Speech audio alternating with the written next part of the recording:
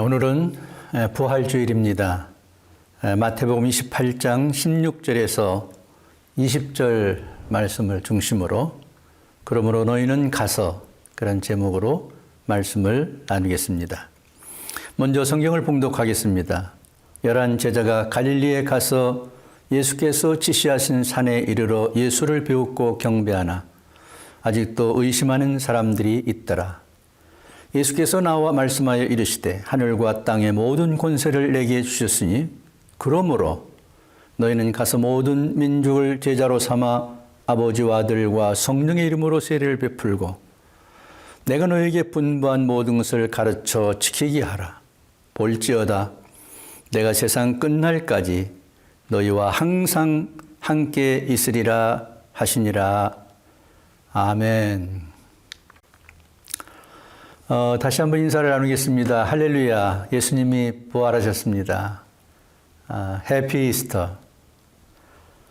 서로 한번 인사하시기를 바랍니다. 가까이 계신 분들하고 해피 이스터. 할렐루야. 예수님이 부활하셨습니다. 아멘. 여러분 잘 아시는 것처럼 예수님의 부활은 우리가 마태복음을 읽어나가고 있는데요. 마지막 장 28장에 예수님의 부활에 관한 기사를 자세하게 증거하고 있습니다. 마태복음의 마지막 장이기도 하고 우리가 읽은 말씀은 또 마지막 부분에 있는 말씀이기도 합니다. 여기서 부활하신 예수님께서 자기를 따르는 사랑하는 자들에게 사명을 주시고 부탁하는 장면을 보게 되어집니다. 1절에서 28장 10절까지 말씀을 살펴보면 안식 후 첫날 새벽에 여인들 몇 명이 예수님의 무덤을 찾아갑니다. 안식 후 첫날이라는 것은 2000년 전 오늘을 가르칩니다. 주일 새벽이죠. 그때 큰 지진이 일어나고 예수님 무덤 입구를 막았던 돌이 굴러져 내려옵니다. 형상이 번개 같고 그 옷이 눈과 같이 흰 천사가 그 돌 위에 앉은 것을 보게 되는데요. 무덤을 지키던 경비병들은 무서워서 떨면서 죽은 자 같이 된 상황이 됩니다. 그때 천사가 무덤을 찾아갔던 여인들에게 말합니다. 28장 5절과 6절입니다. 너희는 무서워하지 말라. 십자가에 못 박히신 예수를 너희가 찾는 줄을 내가 아노라. 그가 여기 계시지 않고 그가 말씀하신 대로 살아나셨느니라. 와서 그가 누우셨던 것을 보라. 여러분 할렐루야입니다. 이 무덤을 찾아간 것은 여인들이 예수님이 부활했을 것을 알고 찾아간 것은 아니었죠. 예수님 사랑하기 때문에 그 무덤이 어떻게 됐나 보려고 간 것이었죠. 그런데 천사들을 통해서 놀라운 소식을 듣게 된 것입니다. 이 여인들을 향한 천사의 말이 계속됩니다. 28장 7절입니다. 또 빨리 가서 그의 제자들에게 이르되 그가 죽은 자 가운데서 살아나셨고.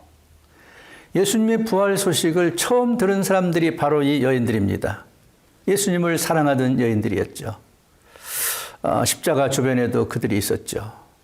무덤에도 그 예수님 사랑하기 때문에 새벽 일찍이 찾아가 본 것이죠.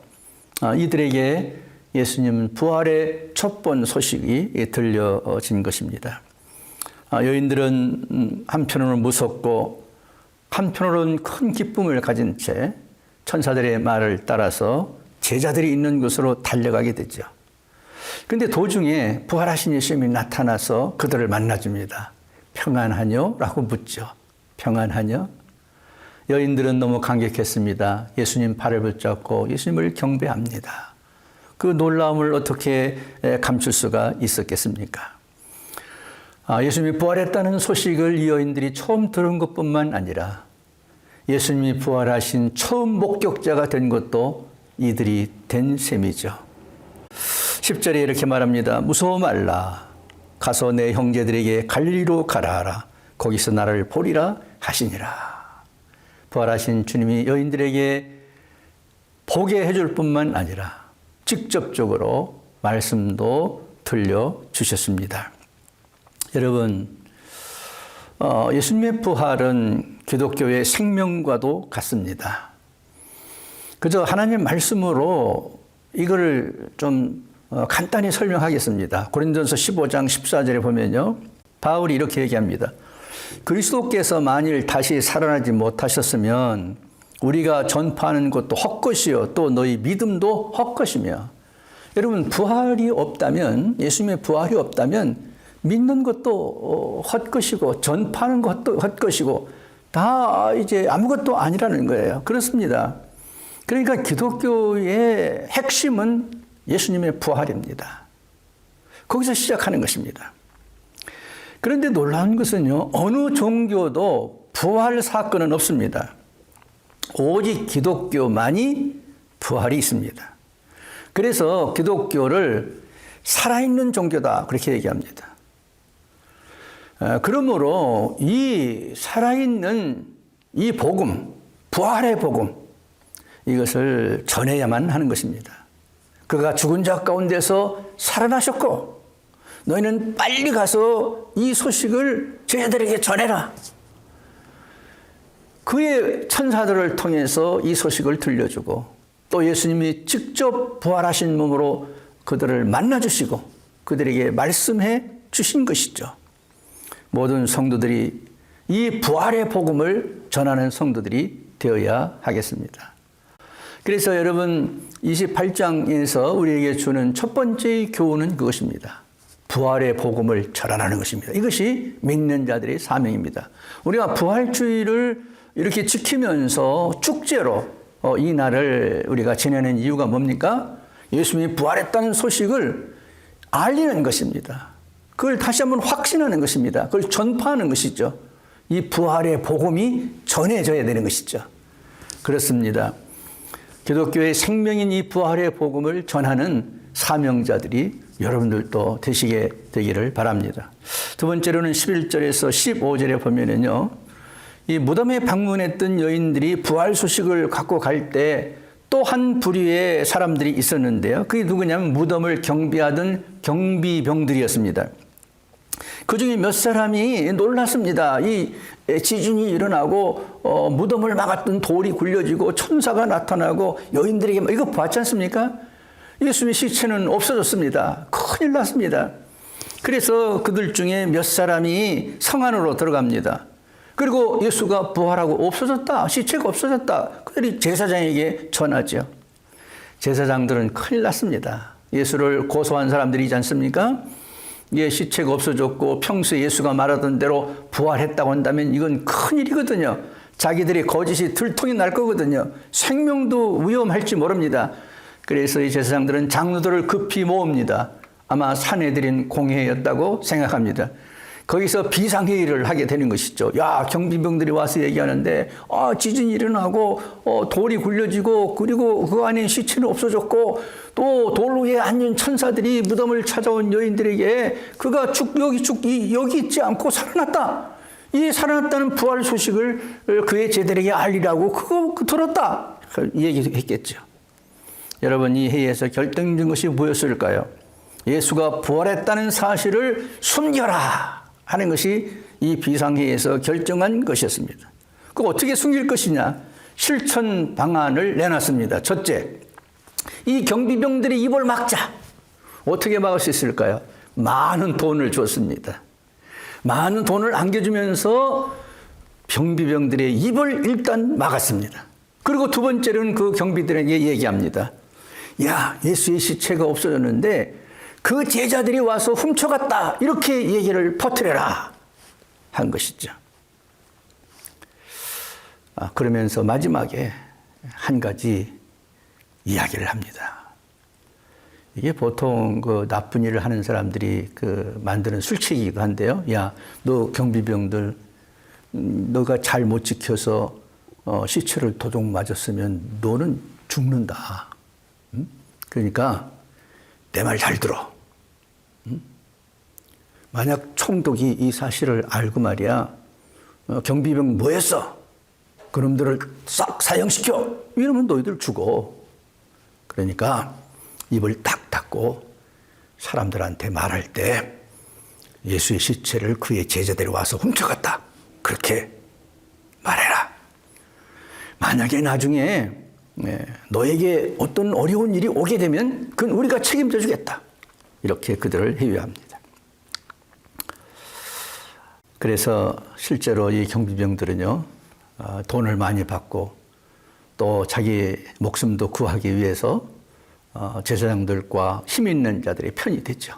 그래서 거짓말로 예수의 시체는 그의 제자들이 훔쳐갔다. 그렇게 거짓말을 하게 됩니다. 근데 성경은요, 그때 한 그 거짓말이 오늘날 유대인들에게까지 영향이 미쳐지고 있다. 그래서 오늘날도 예수는 부활한 게 아니라 누군가가 훔쳐갔다. 이렇게 얘기되고 있다. 그래서 성경은 이야기하고 있습니다. 정말 유대인과 당시의 제사장, 서기관이 지도자들은요, 거짓 증거, 거짓으로 예수님을 하지 않습니까? 그래서 예수님이 십자가에 죽게 했어요. 그가 부활한 것도 속이기 위해서 거짓으로 이런 일을 하는 것을 볼 수 있습니다. 돈으로 사람들을 매수하고 사람들을 위협하고 회유해서 진실을 왜곡하고 감추고 있는 모습을 보게 됩니다. 눈 한번 딱 감고 거짓말해라. 너도 좋고 우리도 좋은 일이 아니냐. 그러나 그들의 거짓말은 역사에 남았습니다. 사실 이런 생각도 해봅니다. 지금이라도 그 경비병들의 후손이 있다고 하면요, 자수를 해야 된다. 우리 선조들이 그때 한 말은 거짓말이었다. 제자들이 예수의 시체를 훔쳐간 것이 아니고 사실은 예수가 부활한 거였다. 누구든지 진실을 말하고 그 진실을 전해야 될 책임이 있습니다. 그렇죠? 그 당시 경비병들은 못했고 오늘날 그 후손들도 할 수가 있겠습니까? 못하지요. 그러나 이 사실을 알고 있는 사람들은요, 역사 앞에서 진실해져야 합니다. 여러분, 예수님이 이 땅에 오셨던 것이 역사적인 사실 아닙니까? 예수님이 십자가에서 죽으신 것은 역사적인 사실 아닙니까? 예수님이 부활하신 것도 역사적인 사실입니다. 이게 진실입니다. 이게 오늘 사람들이 얘기하기 좋아하는 소위 팩트입니다. 사실입니다. 움직일 수 없는 증거들이 있고요. 움직일 수 있는 역사적인 많은 그 백그라운드가 있습니다. 그럼 우리는 어떻게 될까요? 이걸 전해야죠.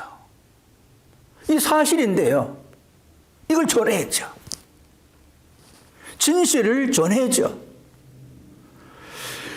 예수님께서 부활하시고 승천하시기 전에 제자들에게 한 얘기가 이겁니다. 이 사실을 전하라는 거예요. 이 진리를 전하라는 것입니다.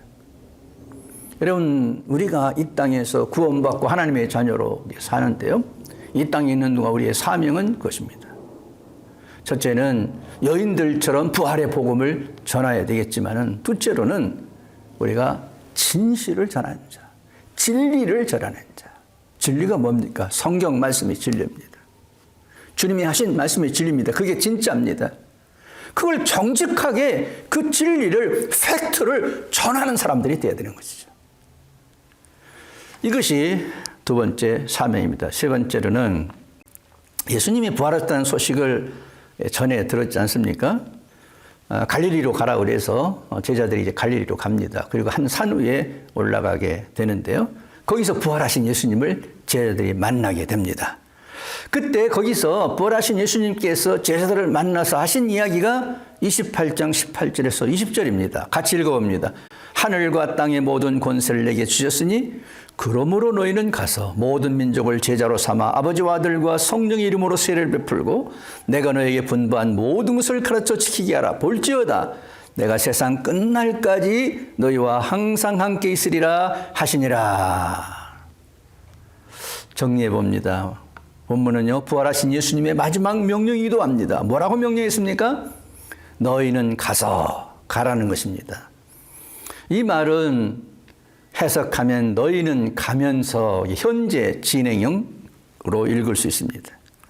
우리에게도 해당하는 현재 진행형입니다. 너희는 가서, 너희는 가면서, 너희는 살면서, 어딘가로 향해서 가면서 그럽니다. 둘째는 뭡니까? 모든 민족을 대상이 누굽니까? 누구에게로 갑니까? 모든 민족에게 가라. 종족을 뛰어넘어서, 인종을 뛰어넘어서 모든 사람들에게 가라는 것입니다. 가면서 복음을 전할 대상입니다. 지구촌에 있는 모든 사람들이 있죠. 우리가 선교해야 될 이유가 여기 있습니다. 너희는 모든 종족에게로, 모든 민족에게로 너희는 가면서, 너희는 가서 이렇게 말했기 때문입니다. 세 번째로는요, 뭘 해야 되느냐? 제자를 삼아라 그랬습니다. 누구의 제자입니까? 전하는 사람의 제자가 아닙니다. 예수님의 제자를 삼으라는 것입니다. 예수님 제자 삼는 방법을 소상히 말씀해 주셨는데요. 먼저는 세례를 베풀라 그랬습니다. 그들 예수 믿게 하라는 것입니다. 세례는 언제 받죠? 예수 믿을 때 받는 것입니다. 예수 믿는다는 증표의 하나로 세례를 받는 것이지 않습니까? 예수님을 영접했다 하는 의미로 세례를 받는 거예요. 예수님을 영접한 표, 예수를 믿은 표가 세례를 받은 것입니다. 자, 세례를 받게 하라. 예수를 믿게 하라는 거예요. 그 다음에 뭡니까? 말씀을 가르쳐 순종하게 하라 그랬습니다. 그렇죠? 이것은 양육이죠. 구원받았습니다. 그 사람이 양육이 필요해요. 그래서 성숙한 그리스도인, 성숙한 제자가 되게 하라는 것입니다. 그래서 여러분, 이 제자를 삼아라 하는 말은요, 복음을 전하라는 말입니다. 복음을 전해서 그가 구원을 받고 구원받은 그를 양육해서 제자처럼 성숙한 그리스도인이 되게 하라, 이것입니다. 이거를 좀 신학적으로 설명을 하면은요, 첫째는 복음을 전해서 의인이 되게 하는 것이죠. 그리고 둘째는 하나님의 성령의 충만을 받아서 성화가 되어가는 것이죠. 그래서 구원받은 단계, 두 번째는 성화의 단계, 이렇게 되는 것이죠.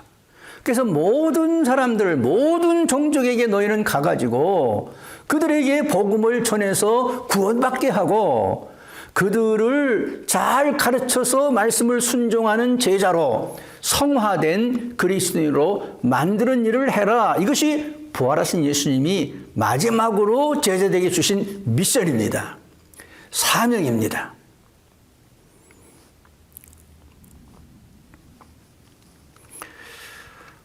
이런 일을 하는 자들에게 주님께서 마지막 하셨죠. 내가 너희와 항상 함께 하겠다. 성령을 통해서 항상 함께 해주겠다. 이렇게 약속하시죠. 여러분, 예수님의 십자가 지심과 부활을 여러분 믿으시죠? 예수님이 부활하신 후에 누구를 찾아왔다고요? 예수님을 사랑하던 여인들. 그들이 무덤에 갔습니다. 그리고 거기서 천사들을 통해서 소식을 들어요. 그리고 그 천사의 소리를 듣고 제자들에게 가는 도중에 예수를 만나서 그를 경배하고 부활하신 주님으로부터 말씀을 듣습니다. 또한 예수님은 죽음으로 인하여서 낙심한 제자들에게 찾아오십니다. 이 여인들을 통해서 부활의 소식을 전하고 그를 갈릴리로 오게 하고 한 산에 올라간 후에 그곳에 모여있던 제자들에게 부활하신 주님이 나타나셔서 낙심한 그들에게, 절망한 그들에게 부활한 몸을 보여주면서 직접 말씀하셔서 너희는 이런 일을 해라. 복음을 전해라. 그들을 구원받게 하라. 세례받게 하라. 그들을 가르쳐서 지키게 하라. 제자를 만들어라. 이렇게 말씀을 하셨습니다. 그들에게 부탁하신 것은 오늘 우리에게도 부탁하는 말씀이기도 합니다. 부활의 복음을 우리는 전해야 합니다. 진리의 복음을 우리가 전해야 됩니다. 그리고 구원의 복음을 전해야 합니다. 유명한 작가인 괴테는 이런 얘기를 했다고 합니다. 부활, 영생의 소망이 없는 자는 아무리 화려한 성공을 했을지라도 처량한 나그네에 불과하다. 그렇습니다. 만약 부활이 없다면 처량한 나그네가 될 수밖에 없습니다. 초라하게 우리는 늙어서 병들어서 죽고 그것으로 끝난다면 얼마나 인생이 무가치하고 얼마나 인생이 불쌍합니까? 그런데 그렇지 않습니다. 예수님이 부활하셨듯이 부활의 첫 열매가 되어서 우리도 죽게 되지만 다시 부활할 소망이 우리에게 있기 때문에 생명으로 다시 살아날 것을 믿기 때문에 우리는 철량하지 않습니다.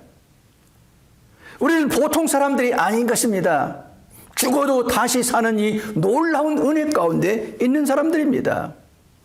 그래서 이걸 전하는 것이 중요합니다. 이 부활의 복음을 전하라는 거예요. 이 진리의 복음을 전하라는 거예요. 구원의 복음을 전하라는 거예요. 그래서 너만 구원받고 처량한 인생이 아닌 행복한 인생으로 살아가신 게 아니라 이 부활의 복음과 진리의 복음과 구원의 복음을 듣는 사람들도 처량한 신세를 면하고 영광스러운 부활에 참여하는 사람들이 되게 하라는 것입니다. 얼마나 신난 일입니까? 얼마나 이게 가치 있는 일입니까? 이게 얼마나 중요한 일입니까? 여러분, 부활주일입니다. 주님이 살아나신 날입니다. 부활하신 주님이 제자들에게 부탁한 것처럼 우리에게도 오늘 부탁하고 있습니다. 이 소망을 가지고 부활의 복음을 전하고 진리를 전하고 구원의 소식을 전하는 성도들이 되시게 되기를 주의 이름으로 축원합니다. 이런 자들이 주님이 어떻게 하신다고요? 영원토록 함께 하신다고 그랬습니다. 할렐루야. 주님이 함께 해주시는 그 주님과 함께 우리는 이 부활의 복음, 진리의 복음, 구원의 복음을 전하는 귀한 성도들이 되시게 되기를 주님의 이름으로 축원드립니다. 해피 이스터. 주님 부활하셨습니다.